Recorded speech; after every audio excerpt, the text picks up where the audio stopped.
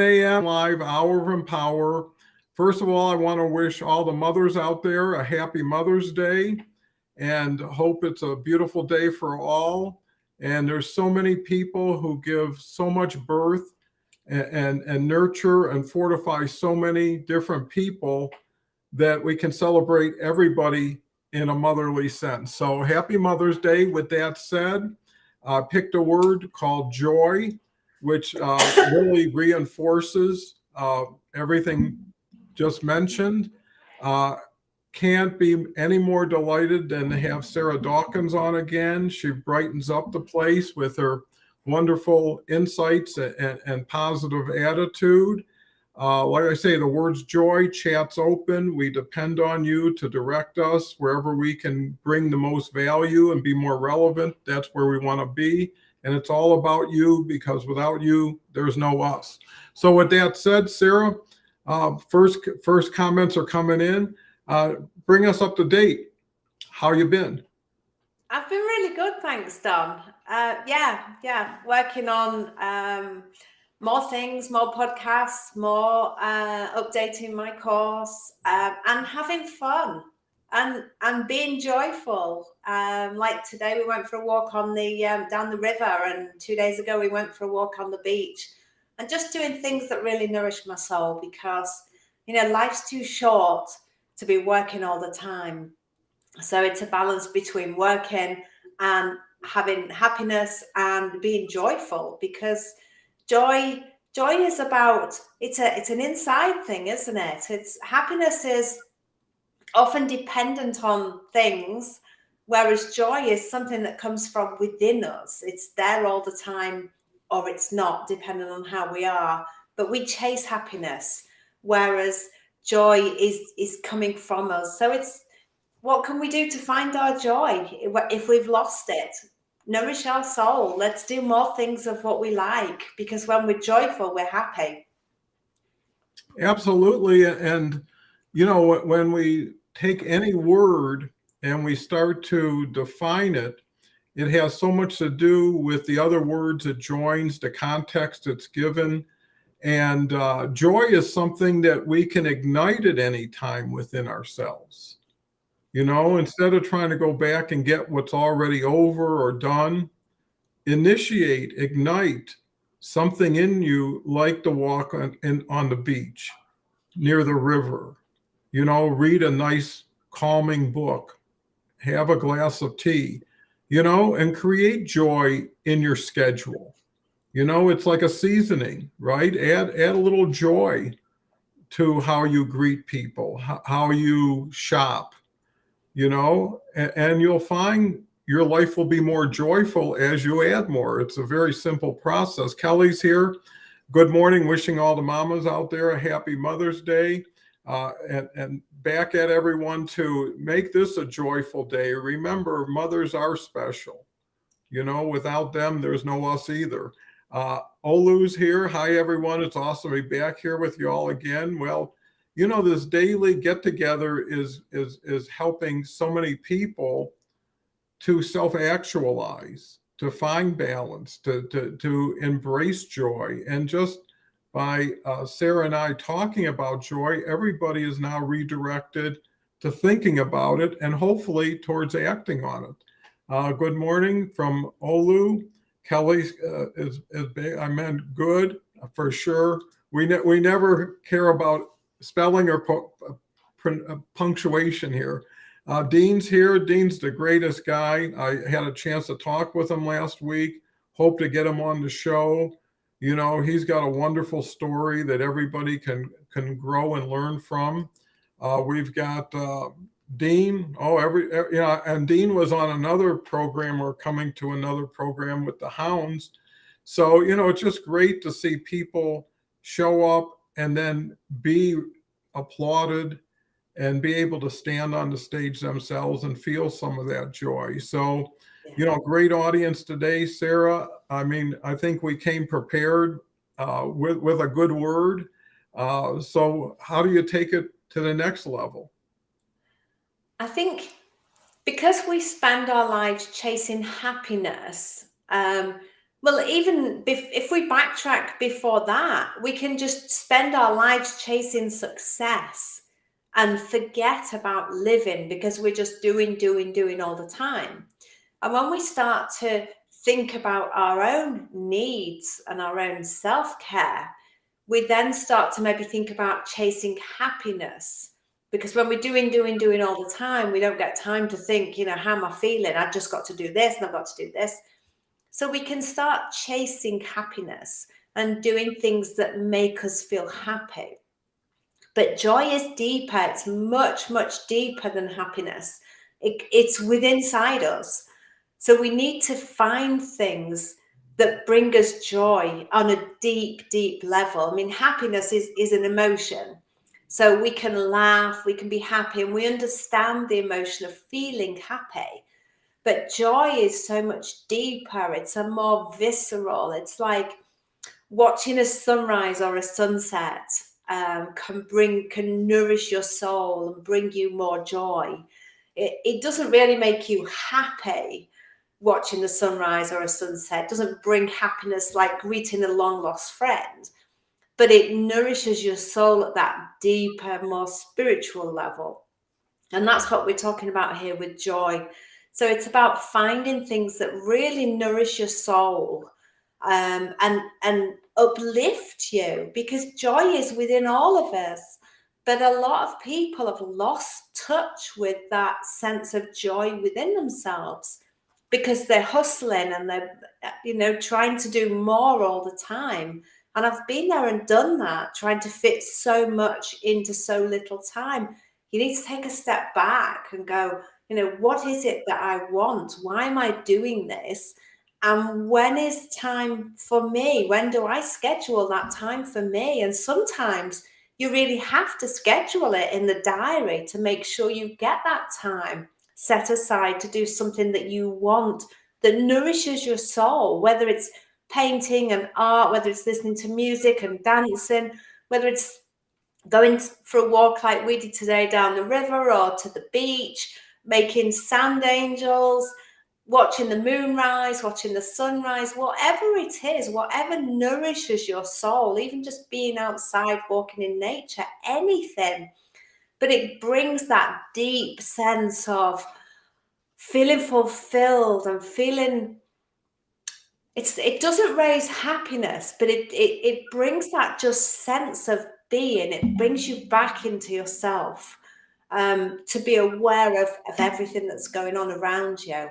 So it's a question of finding that. Where is that? Where is that joy? Why did I lose it? How did I lose it? Where's it gone? Have I ever felt it? So once we start doing those little things, and it's always the little things, it's not the big things like buying a car or buying a house. Yeah, they're great, but not as an everyday thing. So we need to look for those little things that really nourish our soul and make us feel it really at a deep, deep level. And just that sense of, yes, it just feels so good without having to be all happy and giddy. Yeah, that's great. But joy isn't about that. Joy is deeper. So what can people do themselves or schedule in their lives that really nourishes their soul? It's about finding what you love and doing more of it, but making time to do more of it, because so many people are just so busy and burned out. And why? Because we're conditioned to just keep going and going. And I've had clients say to me, I feel guilty for stopping and doing nothing and resting or doing what I want to do. But why? Where's that coming from? So let's dispel the conditioning and go, no, do you know, actually, I'm taking time out for me. Today, I'm going to schedule 10 minutes to sit down with this coffee and just think. Or tomorrow, I'm going to go to the beach and make sand angels and run along the sea with my dress tucked in my knickers and barefoot, and, just rekindle that joy, that find that inner child and nourish its needs and wants. Does that make sense? Yeah, it makes beautiful sense. And I think it's so valuable because what you said is so comprehensive in a way, but so very simple, is people tend to do things to get joy instead of just getting joy. Yes. Right? It's like, when I get this, I'll be happy. When I get this, I'll be joyful. When someone says joy and I close my eyes, it always shows like a child at Christmas with a candle. And in their eyes, you could see the joy that they're in the moment. And I think that's a definition or distinction between happiness. Happiness is kind of a state that you are in. Yeah, Joy it's an is emotion. the moment, Yeah. right? That all of a sudden, boy, that made me so joyful. It was like a snapshot. And if Yeah. you can capture that joy, and it could be about anything you want to celebrate. And I think, to your point, the reason why people aren't more joyful is they don't slow down enough for joy to catch up. Yeah. You know, if they would just say, I'm going to go to a picnic table and for 5 minutes look at the flowers, and that's all I'm going to do for 5 minutes, or Yes. listen to the birds, or look at the sky, and I know in 5 minutes or sooner I'll be joyful, right? Because I'll be with that in the moment. Yeah. Instead of, Rekindling it. oh, for sure. And that should be the top of your schedule, because why do you schedule things? For an important event. You want to make sure it's down and you don't miss it. And if you don't put joy at the top, what are you putting at the top? Yeah. Right? A job, a work situation. And that's why what you do should be joyful in the doing of it. You know, you shouldn't have to say, well, I'm going to work and then I'll have some fun. You should say, I'm going to have fun today and in everything I do with everybody I'm with. And that's me, because you can create joy without anybody's help. You're not dependent on somebody to say, boy, did you love that chocolate cake you just ate? And, you know, most of it with joy relates to savoring. Again, slowing down. Yeah. Boy, if this dessert is so good, I want to take smaller bites, but make it last, right? Because after a while, you know, when you look at food and people get most of their satisfaction or instant gratification from food, Yeah. it's only about 8-9 inches from your lips to your throat. After you swallow it, it could be anything, right? So for that time, you know, why not enjoy it? Why not savor it?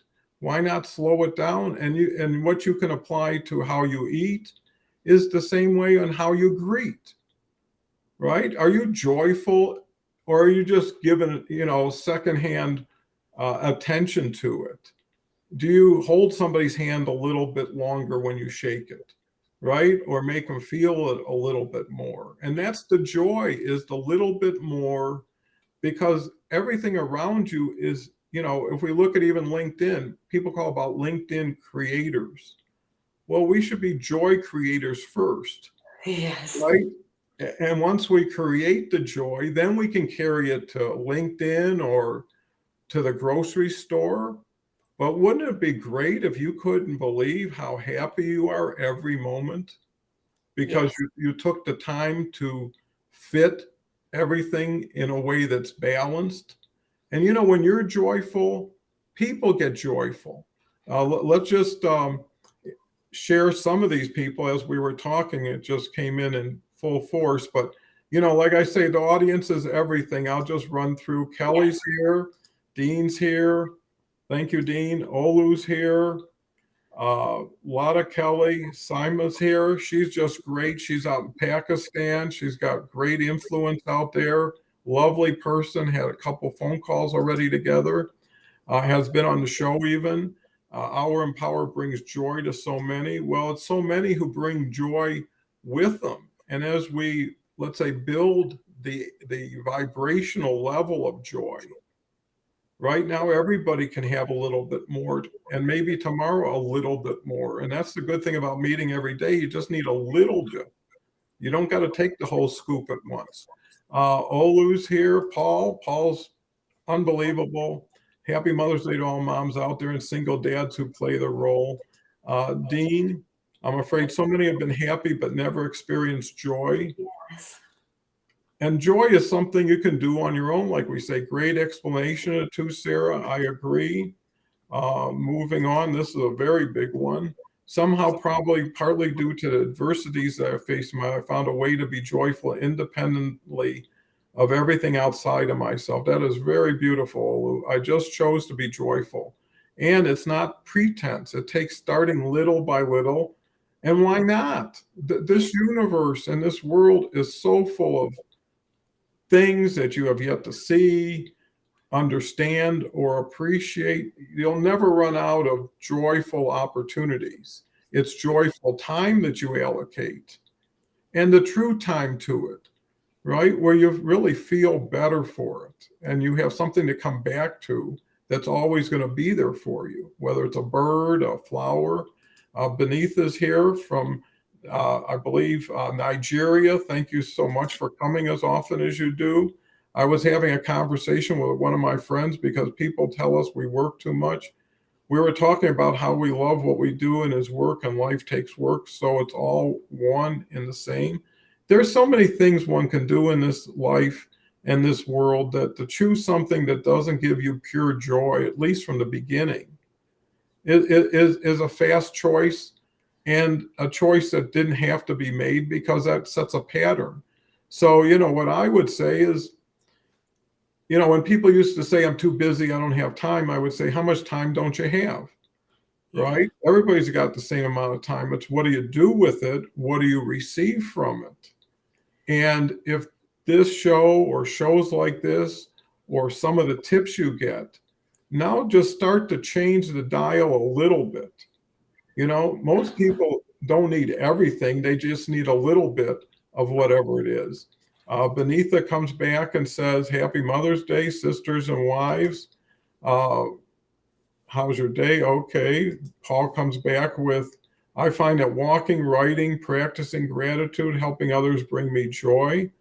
Well, the beauty of being an influencer, if one could call oneself, or having a show, is you have a lot of time freedom, right? You can pick what hours you work, what hours you play, and you don't even have to choose some things. It's just, I feel like I'm tired of looking at the screen, right? I'm going to take a walk for 45 minutes or, something else. Allow yourself to be participating in serendipity, right?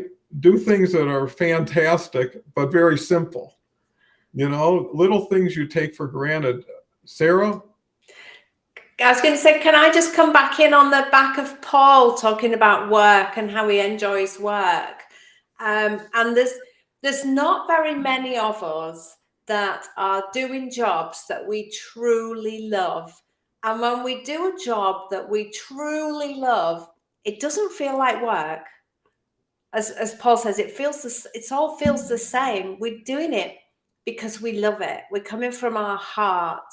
And for Paul possibly, but for me definitely, when I'm working with clients and I see them suddenly go, oh, like a ha-ha moment. So that's why that and that's why that.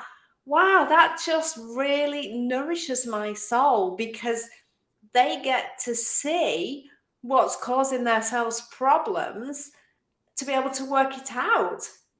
Which I mean, they just light up. So if you're doing a job that you truly love, it doesn't feel like work. It's you're doing it because you want to do it. Now, not everybody's in that situation. A lot of people work for employers that they have to do the job to earn the money to pay the bills, and a lot of people are stuck in that situation.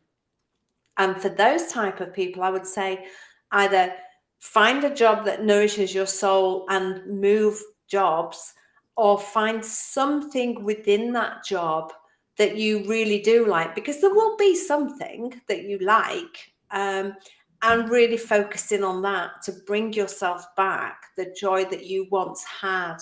So nourish your soul in many different ways. As you say, you can go out and smell the flowers and go out for a walk, or find something within your life that is nourishing your soul and put your focus on that. Or if it's not, then look for what nourishes your soul and change jobs. Because as we've said before, change we can always change back. If we don't like what we changed to, we can bring ourselves back or change again.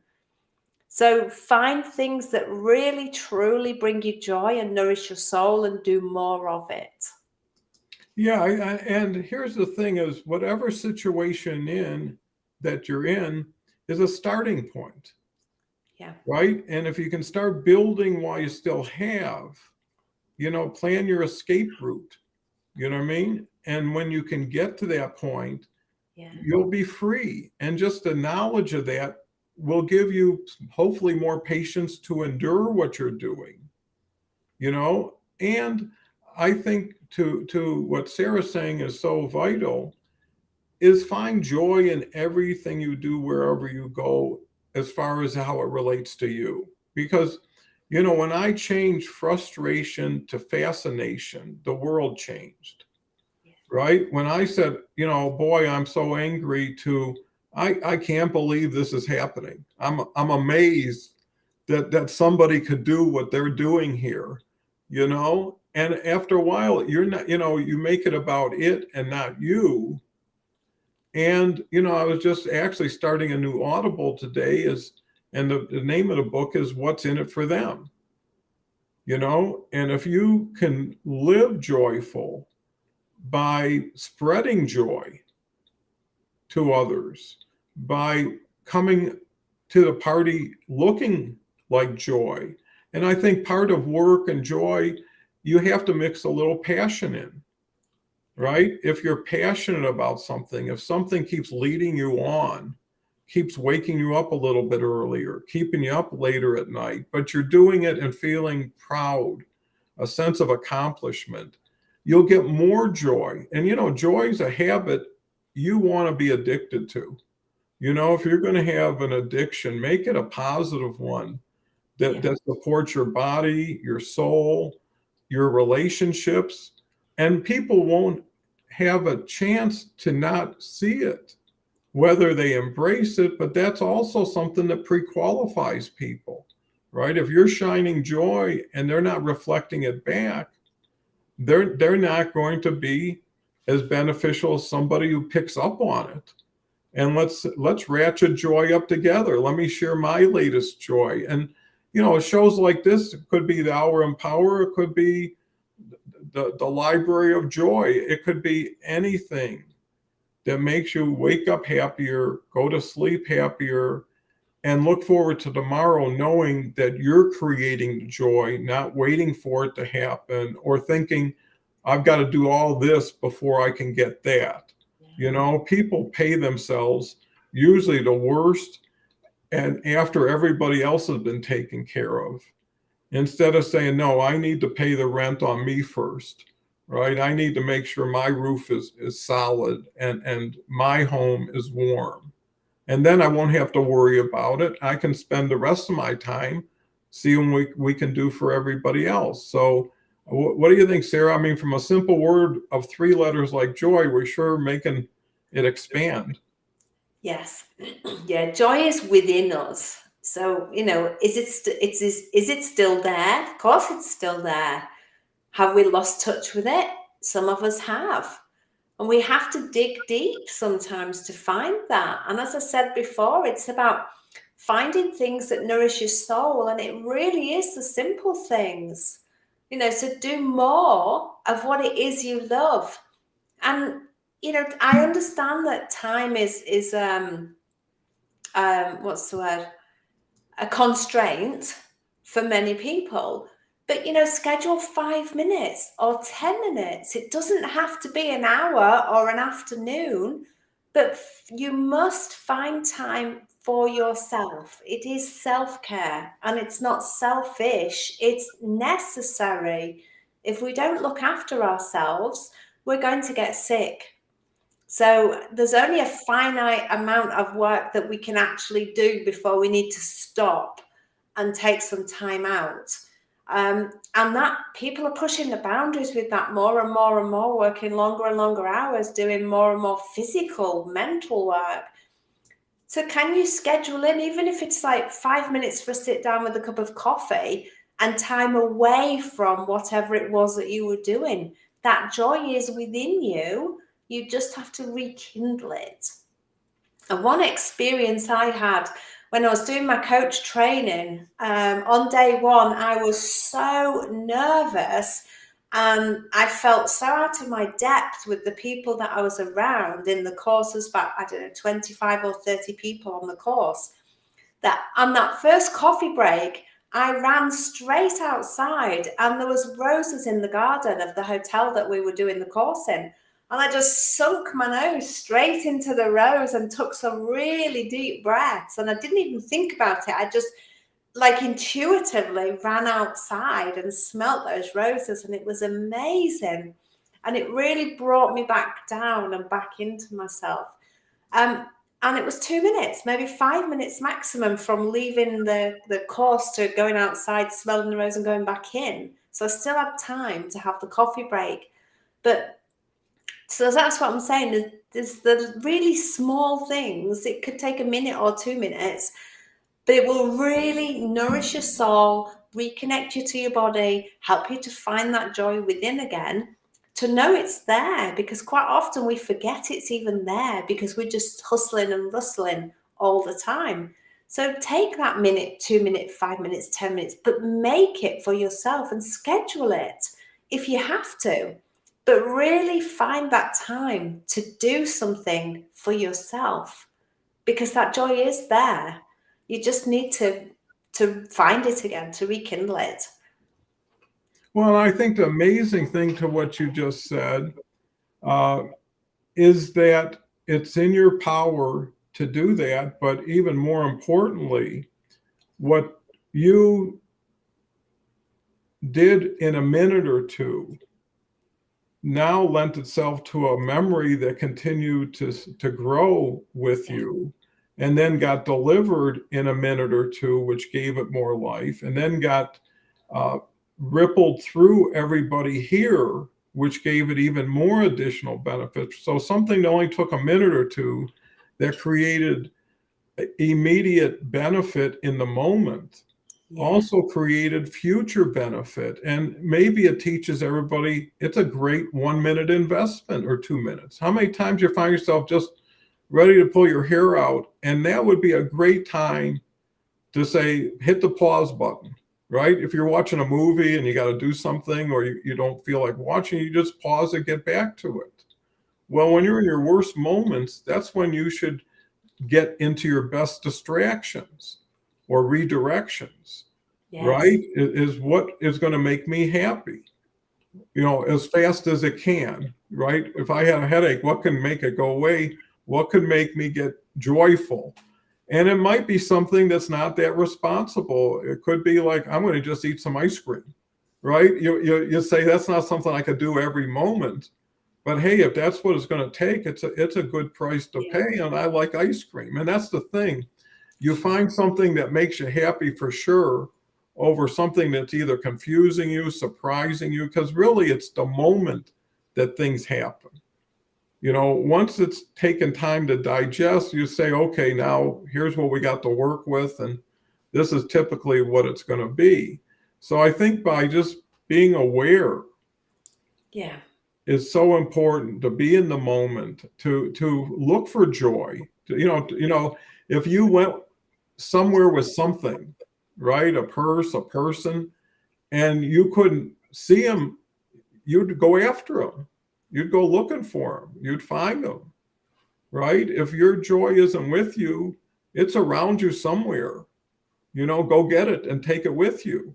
I mean, it's almost like being detached, but being detached is sometimes important. Yeah. Right? To say, I quit for a day. I'm done, and it gives you the power to say, I can do it. And you might find in 2 hours you get back to doing it anyways, but you were able to unlock the chains that bound you and say, spoil yourself with joy. Ask yourself, if someone was to really do so much for me, what could it mean?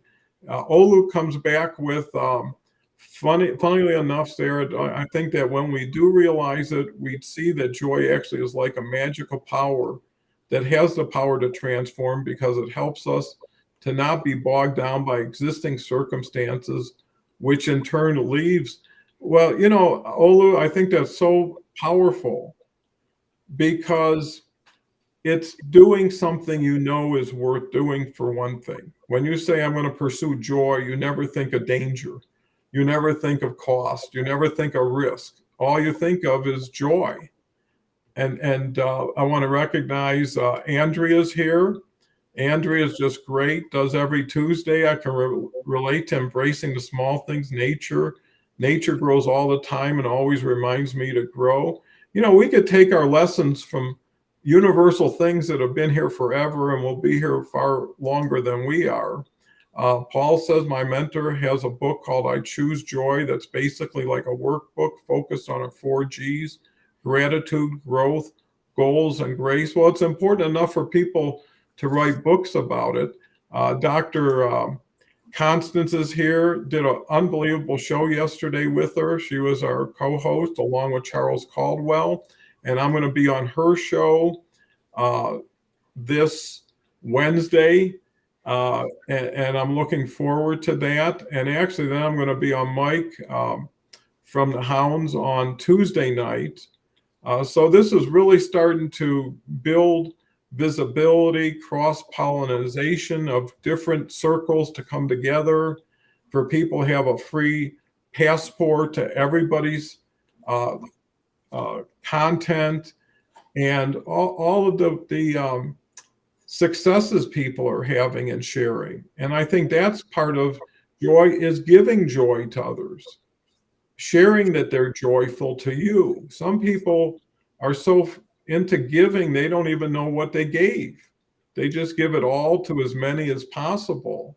And when someone like Sarah says, when you say something in return, it makes it all like, okay, I'm doing the right thing. Someone's getting it. Someone's enjoying it. And now when you can really focus on other people's joy, it'll come back to you again. And, pretty soon we might have a program with, how do I get rid of all this joy? I can't believe it. It's too much. I don't think you can ever have too much joy, but it is fun to think of it, that there is an unlimited supply that you're not taking full advantage of, right? Why not get the whole, whatever it is that you go after, and be an inspiration and a model for others? Just like when you see people laughing uncontrollably, no matter what it is they're laughing about, you have to start laughing just because of it. It gets contagious. So why not make joy a contagion? What's your thoughts, Sarah? Yeah, and I think it comes back to the conversation we had with Charles about filling your own bucket up of joy and happiness, and then it can spill out over other people. And how do we do that? We just do more of the things that we enjoy, and make the time for it, and keep nourishing our souls, and be that role model. Do that laugh out loud. Do that crazy laugh. Because it is contagious. People laugh when they hear other people laughing, especially some crazy laughs.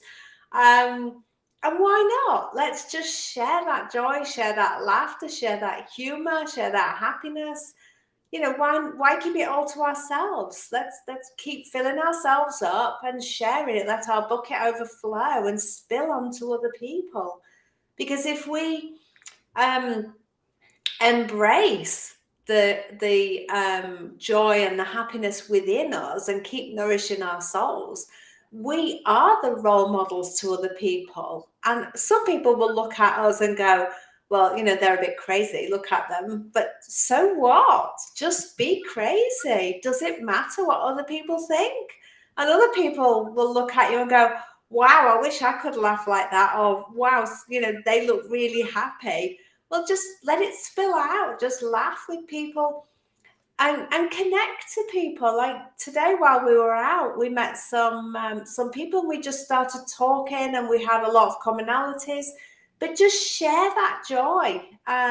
We talked about where we were and the beauty of nature where we were, and And it's the little things, always the little things. And when we bring people back down to those little things, those connections with other people, with nature, with connecting back to ourselves,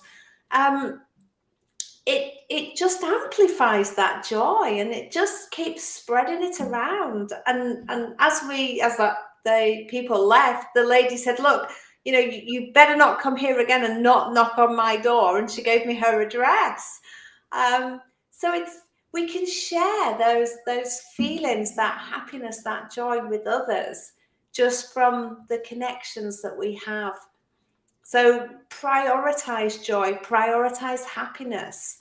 Find it in all the little things, in your working time, in your spare time, in your days out time, in your family time, but prioritize that happiness and joy in your life, because we're only on this planet for a limited amount of time, and we need to make sure we take care of ourselves during that time.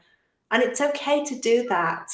A lot of us think we need permission to do what we want to do. We have to do things for other people. Well, actually, you can do some things for other people, but you have to do a lot of things for yourself, because it's self-care and it's necessary. So don't feel guilty about choosing your own needs and wants and desires.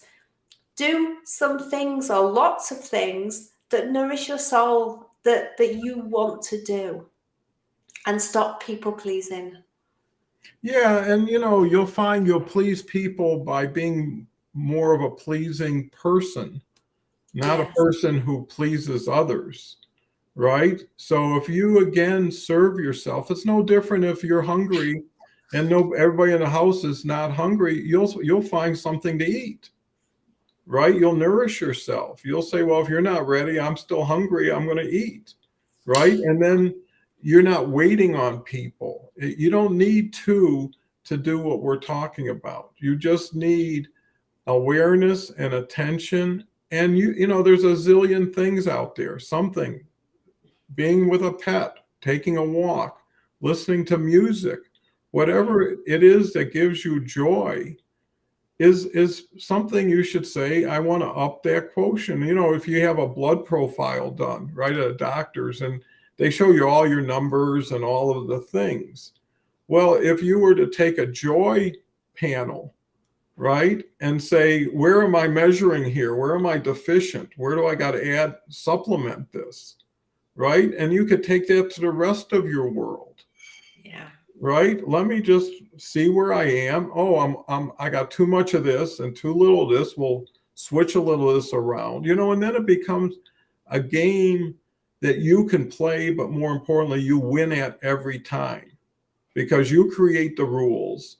You make the judgments. And if you're going to be crazy in love, be crazy in laughter, be crazy in being ridiculous, because when you're in a joyful moment, it's almost like being in the zone. Yeah. Right? It's like, when they ever quizzed or asked these star athletes, how did you do what you did, at Wimbledon or somewhere else? And one guy said, well, when I'm in the zone, the tennis ball looks like a volleyball to me. There's no way I'm not going to hit that thing, right? And there could be 10,000 screaming people. I don't hear a word, right? And I think that's so important. If they're stars and they can get into that mode, Yeah. and then all of a sudden, they already are having joyful moments every day. People act and feel like a loser for so long, and then one day they win. And then they go back to losing. Like I said, I'd rather feel like a winner every day, and one day, oh, I didn't make it. Well, I had a ball up until now, and tomorrow we're going to start the next fun thing. Because you can't take anything with you, so you might as well enjoy everything you have when you have it right now. Yeah. Right? If it's going to expire on you, people are throwing bananas out all the time because they didn't use them fast enough. And if you look at your life and say, hey, I'm healthy, I am the best I am right now, Yeah. let's do something with it. And I think that's the key. When you can find your own happiness, then everybody else is not there to compensate you for something you're diminished by, and I think that's so important. And after a while, you can't help but be better for it. Yeah. Go ahead, Sarah. What's your thought? Well, I have one more question. I know Dean, and I want to hear too. Dean says, uh, what was your aha moment? What was my aha moment? I think it was when I was my aha moment was when I started healing myself. I'm like, wow, like my body is doing this by itself. I mean, I was supporting it, but to start off healing conditions, first of all, like psoriasis and eczema, well, you could go, well, it might have healed on its own. It might have just been a bit of sunshine. But when you start healing like thyroid conditions and adrenal glands and problems like that and suicidal depression, you're like, my body did that.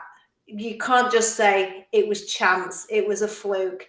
It was, I need to support my body because it's so capable. So for me, that was my aha moment of how wonderful is my body. But even before that, as a child and growing up as a young adult, I was always like in awe of the human body. And how amazing is it that, when you look at how it's made and how we grow and how it functions at that deep cellular level, and all those cells have got their own messages. That was like, it's mind blowing when you really break it down, that because we tend to just be on autopilot all the time and not really think about digesting or making new red blood cells or fighting off infection or growing our hair and nails. But our body's doing all of this all the time. So when you stop and think about it, it's truly mind blowing that it just continues to keep healing. So for me, that was my aha moment. Our bodies are so powerful. Well, that's great. And I think so many people could relate to that because it shows everybody has more control than they give themselves credit for. Everybody's situation is their present situation. It doesn't have to be their future situation.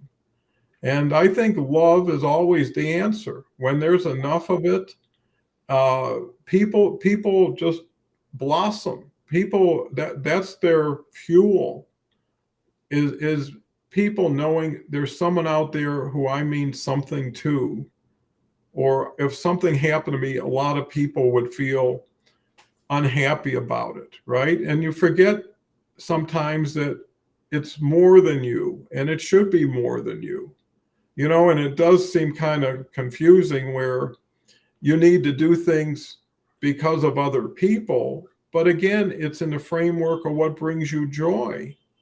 And the other thing is, if people do bring you joy, share that with them.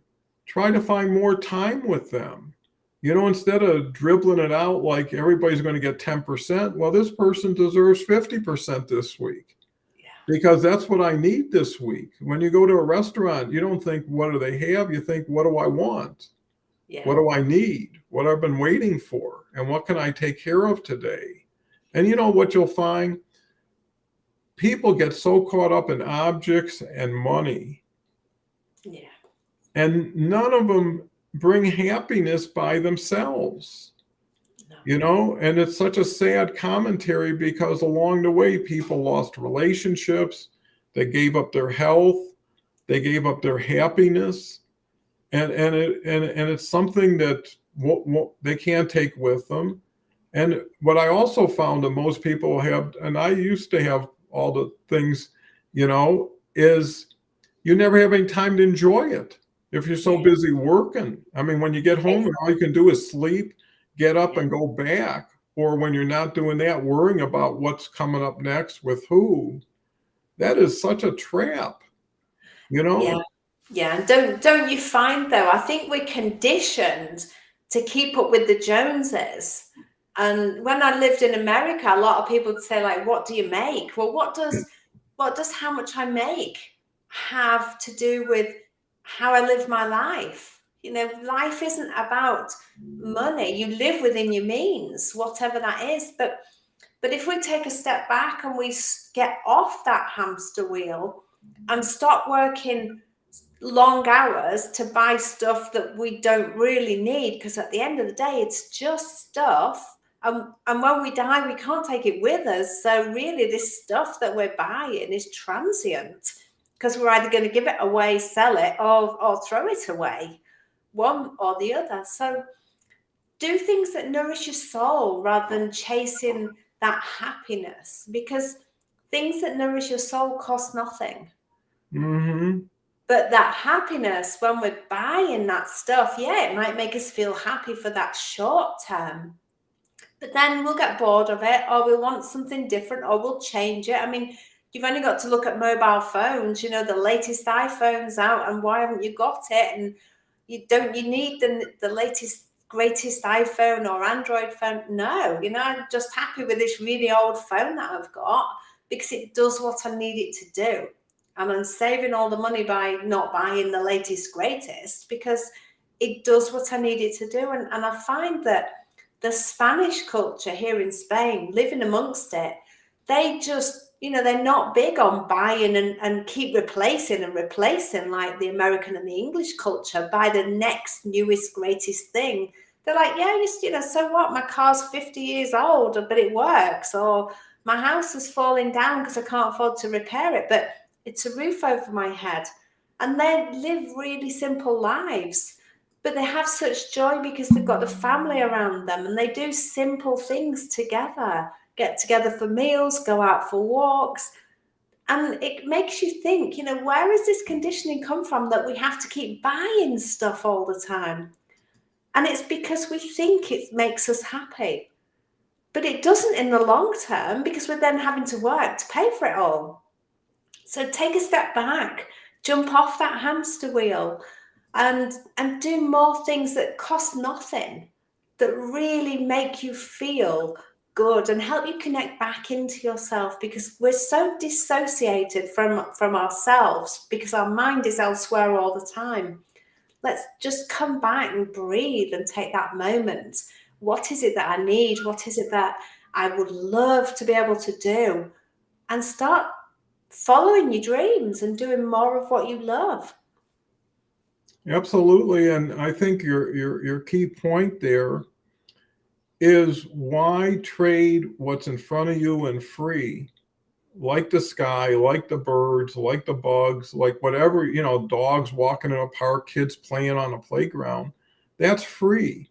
Why would you exchange that for something that may never happen, like a bigger house, like a better car, like whatever? And what you've actually done is turned yourself into second best to things. Yeah. And that's why I got into minimalism, because I discovered the more stuff I got, the more stuff got me. Yeah. Right. And I want to detach from things I had to polish or insure or store or pack. I mean, it just put me to work for something that was boxed up.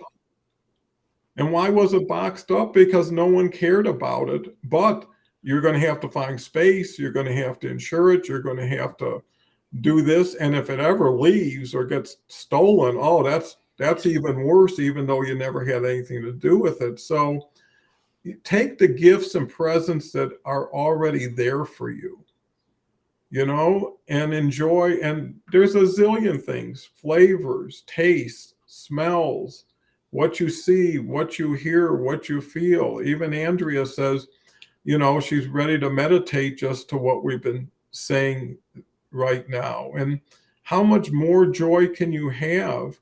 Then another thing you touched on was connection. Connection is where the joy is, connecting to yourself, connecting to things that prepare you for greater joy. And when you look at that, joy is something, hopefully everybody starts to say, I'm going to put that in my calendar. Why not have the 4:00 joy 10 minutes? And then you get to decide how you're going to fill the 10 minutes. What joyful exercise? It might be the same as every day. Might be having an ice cream cone. It might be reading a poem. How many times have you ever gone back to things you know fed your soul, but it wasn't a priority? You know, you didn't act with a sense of urgency. It'll always be there. Whenever I need it, it's there. Well, maybe you need it right now, you know, more than ever. And maybe when you get into conversations with people and you say, boy, what a waste of time that was, you know, and I endured it yet. You know, I knew 5 minutes in what it was and I stuck it out for 20 more minutes just because I want to be polite, but you're not being polite. You're being cowardly in so many ways because you're taking 20 minutes of somebody else's time that might think you really care.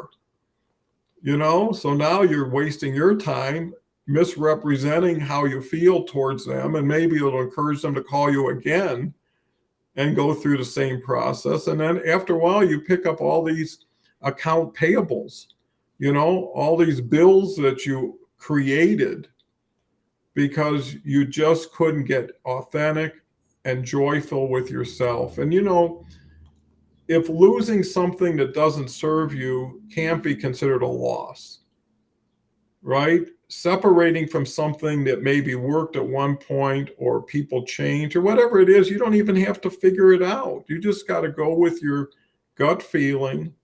And then when you can say, I just redirected this to something I just love doing. You know, I read this book and it was about this guy. And when he was in high school, he didn't fit in, but the only thing he loved was ceramics. And if he could get his hands around clay and mold something and create something, it made all the difference in the world. But he found his joy early, and that became his work and his passion. So what starts as a moment of joy could be a lifetime of passion. Yeah. That is bigger, you know, and if you can get lost in anything bigger than yourself, you can get away from that self that doesn't serve you and become an ingredient to something that can serve so many more. And then you can actually say at the end of your days, I did leave the log pile bigger than I found it. And I was joyful. And, you know, if I measure myself, I couldn't have had a better ride, you know?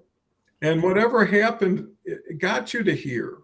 When people complain about their parents, I say, without them, you wouldn't even be here. Yeah. Right. And that's in itself a blessing. So what's your thoughts, Sarah? This is really I'm going to pick up on the parents actually, because a lot of people struggle with how they were raised and feel some sort of resentment towards their parents. But what we have to realize is that we all come into this world without an instruction manual. So we do the best that we can with the skills that we've got. And if our parents didn't do a good job raising us because we're complaining about what they did and what they didn't do, it's more than likely that they themselves had a really tough upbringing. And quite often they never get to share that. And if we don't know, all we see is, oh, well, you know, my mum does this and my dad does that. And we see the negatives and how that impacts our life. But if we can look at our parents and go, wow, they did that, they must have had something at an early age that impacted them that would make them think that to do that is okay. So we need to take a step back and think, how much joy have they had in their lives? What was their childhood like? Because often parents of my parents' generation, your generation, don't tend to vocalize how they feel and or mention much about childhood. So we need to think, you know, what kind of a childhood did my parents have that they thought it was okay to raise me like this or behave like that? And when we start thinking, well, they must have gone through something that they haven't healed from, they don't know how to heal from it, they don't even know that potentially that what they've gone through is affecting them now and causing them to act like this, if we can look at them through the eyes of loving compassion and unconditional love, and know that they themselves have gone through something that's made them bring us up in the way that they have, then we can start looking at them through different eyes, because we're all, and I've said this previously, a product of our life's experiences. So what makes people do more negative things would come from something that's happened in their younger years. So, when start thinking about, has this person, my parent, my grandparent, aunt, friend, whoever has had that influence on us, have they been in touch with their joy? Have they been able to develop their joy throughout their life, or have they lost that joy? Have they never even found that joy within them because of what they've been through? And because of that, they've brought us up the way that they've brought us up, with a lack of joy. So if we can find our joy, but we could ask them, about their childhood and about their traumas, but you're opening a can of worms. So we need to just treat them with love and compassion, and know that they must have had something awful or some difficult challenges throughout their lives to be like they are or were. And not everybody's going to see it, and not everybody, if they see it, is going to heal it. And we have to be okay with that. So our joy isn't dependent upon our parents finding their joy, but by the same token, we can guide our parents inwards if they're receptive. But at the end of the day, as you said, and I've alluded to before in previous conversations, love is the key. So if we can look at people with love and share love and be love, then some of that will rub off onto other people. And we need to take ourselves out of a blame game, because we're not a victim. We just happen to have been raised by people who themselves were hurt, or raised by parents who didn't have the skills that they needed at that time. So unconditional love, compassion, and be the love that you needed, that they needed, and just share that with everybody. And that in itself can help people to feel better about themselves, just sharing that love. Well, and I think being the better person in some ways, and isn't it kind of cool if you could provide joy to someone who didn't provide joy to you, who maybe needs that joy themselves more than you do, that may never remembered what you remembered about whatever happened or didn't happen. And not everybody can be 100% every minute. When you get older and you realize what it is to take care of people, what it is to earn an income, the stresses, the issues, if you lost a job or lost a business or lost somebody close to you, that's going to be context for how people deal with it or don't deal with it. And if you're aware and knowledgeable of the answers and someone isn't, you need to show them by doing, not by telling, not by complaining, not by criticizing. And forgiveness goes so far to get out of the way of joy. How many people could be joyful with somebody if they could just forgive them? Right? And vice versa. If someone would just say, you hurt me really badly, but I know this now. And I know it's, even to be selfish, better for me to do this, is I forgive you. And can we start afresh? Or could we at least say, put it behind us, let's never talk about it that way? And I want to give something to you. I mean, if you're going to go, might as well go all the way. Right? There's no, I always tell somebody, if you're going to do something, do it fast and do it with a smile.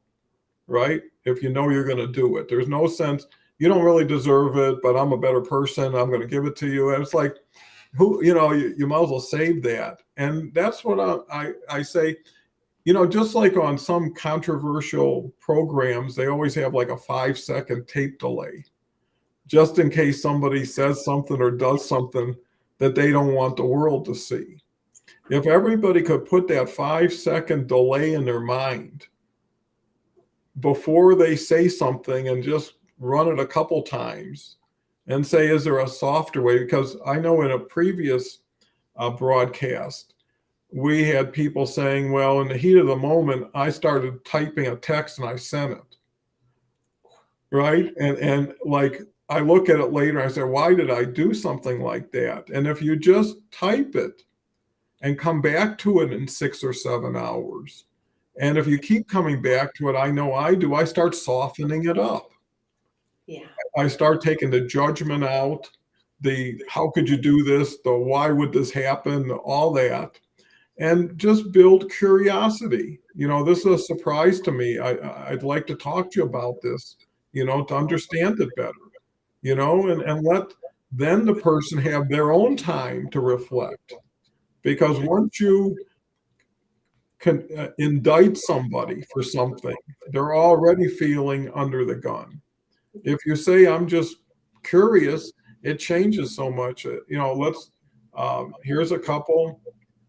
Here's Paul says, I always think about what you said, when I come to the world, nothing, and everyone we've met with a stranger at one point. I know for me, I've done things I never thought I'd do. So joy and gratitude have become a lifestyle for me because, for being young, you are mature in understanding that joy and gratitude is something that will serve you forever.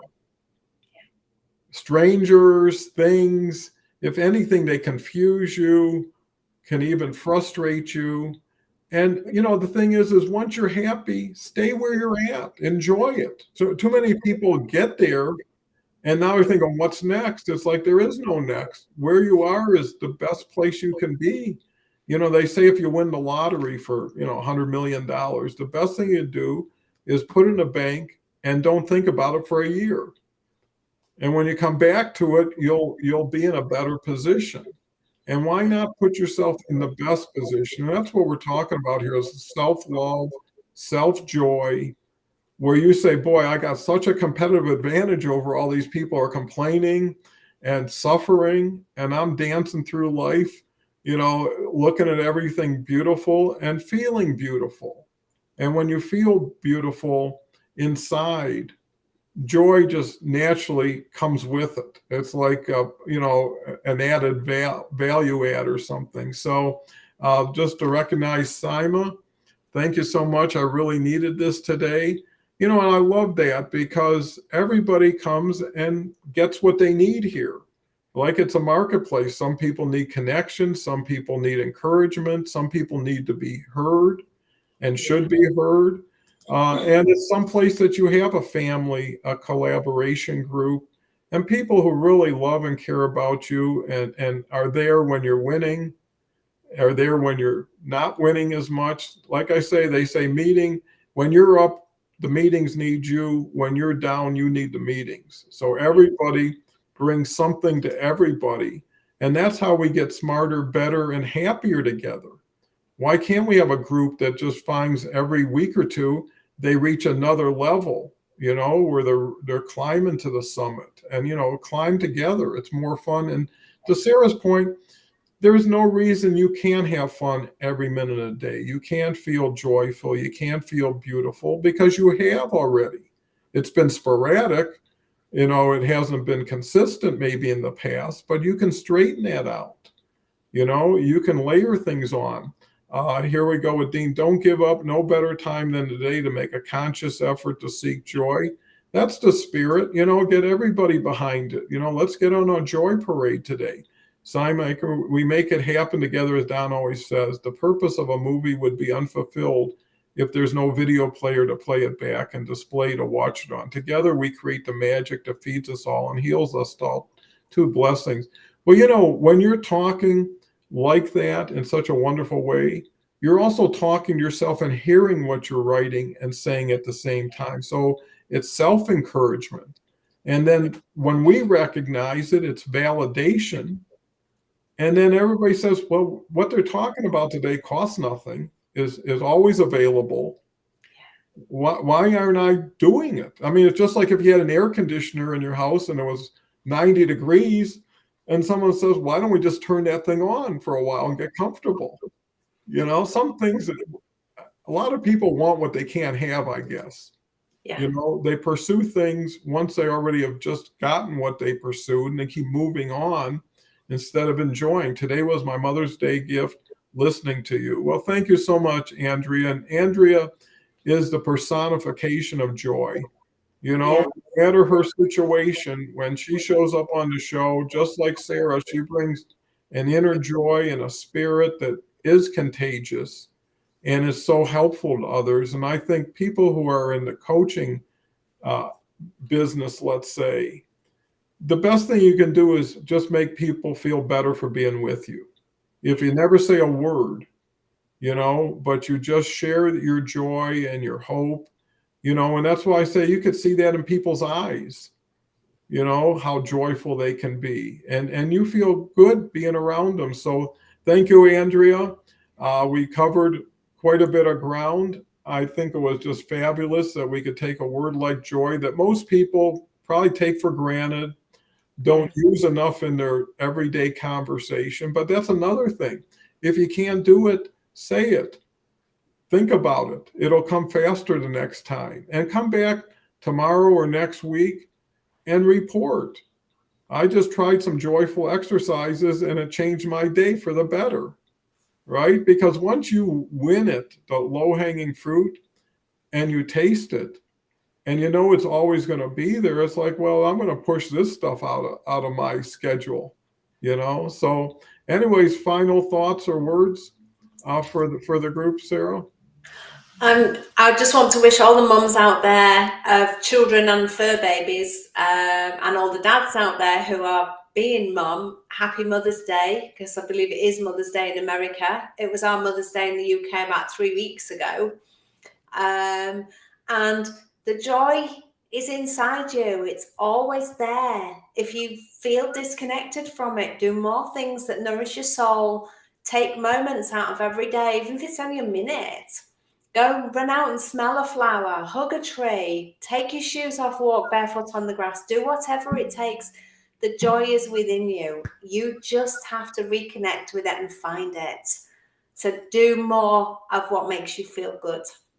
Well, thank you for that. And Dean has his last one, a comment I can remember when I'd see women would pull out their purses and show pictures of their children. They were spreading their joy. I remember that too, before the internet and before you could share pictures. Everybody's wallet, well, not everybody, but you would know somebody by who was in their wallet, right? And if it was just credit cards and certificates or whatever, versus my grandchildren, my nephews, my nieces, my parents, that tells you something about priorities, gratitude, and joy. And sometimes the joy is the past that you can bring forward. When you look at a picture of your grandmother or your mother, and you say, boy, I just feel so proud and joyful to be connected to this person. You bring the past back to life in a good way. And, the other thing is nurturing and fortifying is sharing people's pictures. We do that even in a bigger scale with sharing people's presence here, and that's what I'm starting to think. Yesterday we had so much interconnection between groups, is we're all like talent agents for our network, right? Hey, I got somebody who would be great for you. I know somebody who you should talk to. I know somebody who should be on your show. Why not be the agent that gets people gigs, that gets to refer people? Paul's been doing it, and I guarantee you want joy, do that enough, and it'll be flooding back to you. So with that said, I want to thank everybody. Come back in 23 hours, rest up. Tomorrow is going to be Leslie. We're going to be talking about goals. Tuesday is Andrea. Wednesday is Brett Packard. Thursday is a special show with Kelly and Blake, who's Kelly's nephew and has just an unbelievable story. Friday is Harvey, Lillian, and me. And then next Saturday is Leslie Nidick for the first time, and she's an incredible lady you should get to know too. So I can't thank Sarah enough. She's just unbelievable in so many ways, and I want to thank you, the audience. And with that said, talk to you in about